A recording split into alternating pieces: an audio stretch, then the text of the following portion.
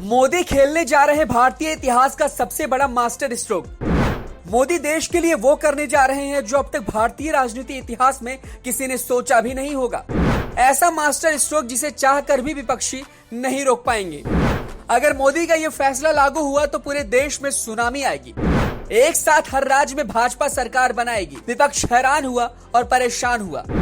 जी, PM Modi जब से प्रधानमंत्री बने हैं तब से उनके फैसले को लेकर विपक्ष या तो डरा हुआ है या तो सहमा हुआ है और हमेशा से ये सोचता रहता है कि मोदी अब कौन सा मास्टर स्ट्रोक खेलने वाले हैं। लेकिन मोदी बिना किसी की परवाह किए अब ऐसा मास्टर स्ट्रोक खेलने जा रहे हैं जो भारत के सियासी इतिहास का सबसे बड़ा मास्टर स्ट्रोक होने वाला है। यूं समझ लीजिए कि इस मास्टर स्ट्रोक से पूरे देश के हर एक राज्य में भाजपा सरकार बनने की संभावना है। पूरे देश में मोदी एक साथ भगवा लहरा सकते हैं। अब आप सोच रहे होंगे कि वो कैसे, तो वो ऐसे है कि मोदी सरकार ने देश में विधानसभा और लोकसभा के चुनाव को एक साथ कराने के लिए कवायद तेज कर दी है। सरकार ने इस मुद्दे का अध्ययन करने के लिए मामला विधि आयोग को सौंपा है ताकि व्यवहारिक रोड मैप और रूपरेखा तैयार की जा सके। ऐसे में इस फैसले से पूरे देश में कैसे हर राज्य में भाजपा सरकार बन सकती है ये आपको इस वीडियो के आखिर में समझाएंगे। लेकिन उसे समझने के लिए आपको बाकी कुछ चीजें भी समझनी होंगी जो हम यहाँ बताने जा रहे हैं।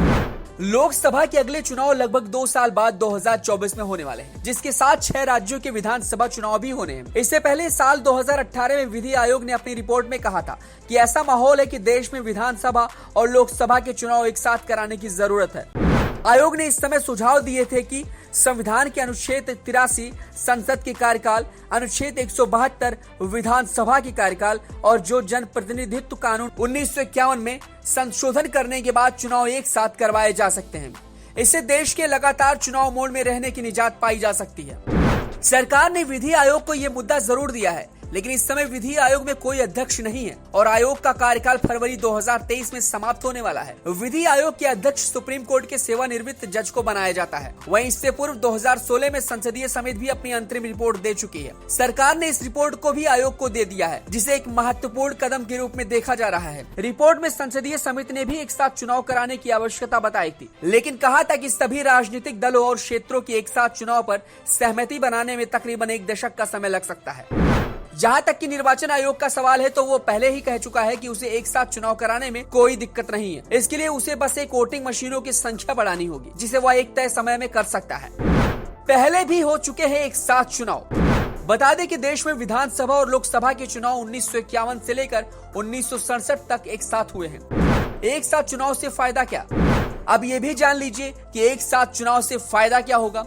तो प्रधानमंत्री नरेंद्र मोदी लगातार कहते रहे हैं कि एक साथ चुनाव कराने से देश का करोड़ों रुपए का खर्च बच सकता है, जो लगातार किसी न किसी राज्य में चुनाव होते रहने का एक बड़ा कारण होता है। अब इससे भाजपा को क्या फायदा होगा ये भी जान लीजिए।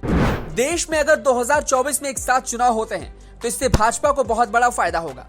वो ऐसे कि लोकसभा चुनाव और विधानसभा चुनाव अलग अलग होने से कई राज्यों में वोटर का मूड बदल जाता है। वो लोकसभा चुनाव में तो मोदी के नाम पर भाजपा को वोट दे देता है, लेकिन विधानसभा चुनाव में अपने राज्य की पार्टी को चुन लेता है। इसका सबसे बड़ा उदाहरण है पश्चिम बंगाल, जहां लोकसभा चुनाव में तो वोटर्स ने भाजपा को बम्पर वोट दिया, यहाँ तक कि ममता बनर्जी के वोटर्स ने भी मोदी को वोट दिया। लेकिन जैसे ही विधानसभा चुनाव आए उन्होंने वापस से ममता बनर्जी को चुन लिया। ऐसे में अगर पूरे देश में एक साथ चुनाव होंगे तो मोदी फैक्टर के चलते उन राज्यों में भी लोग भाजपा को लोकसभा के साथ साथ विधानसभा के लिए चुन सकते हैं, क्योंकि बड़ा हमेशा छोटे पर हावी हो जाता है। ऐसे में लोकसभा चुनाव का सियासी माहौल विधानसभा चुनाव पर भी असर डालेगा और ये बात क्षेत्रीय दलों को अच्छे से मालूम है, इसलिए वो इस फैसले का विरोध करते आए हैं। इस खबर पर आपकी क्या राय है हमें कमेंट बॉक्स में जरूर बताएं। वीडियो को ज्यादा से ज्यादा लाइक और शेयर करें। अगर आप इस पेज पर नए हैं तो लाइक और फॉलो करना ना भूलें।